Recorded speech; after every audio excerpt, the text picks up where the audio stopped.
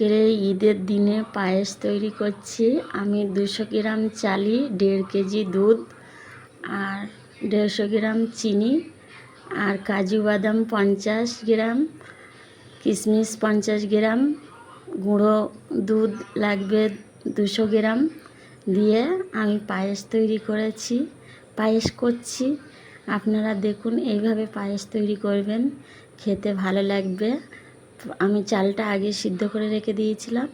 এবার আস্তে আস্তে আমি দুধ দিয়ে অল্প অল্প করে কষে নেব। দুধের সঙ্গে চালটা যেন পুরো পায়েসের মতো হয়ে যায়। আমি গুঁড়ো দুধ দিয়ে দিচ্ছি, সব মশলা দিয়ে দিয়েছিলাম, কাজু বাদাম, কিশমিশ, এলাচ, তেজপাতা সব কিছুটা দিয়ে স্বাদ মতো লবণ দিয়ে আমি ভালো করে কষে নেব। চালটা দুধ দিয়ে আমার হয়ে গেছে। ভিডিওটি ভালো লাগলে লাইক, কমেন্ট, সাবস্ক্রাইব করতে অবশ্যই আপনারা ভুলবেন না। ভালো থাকবেন।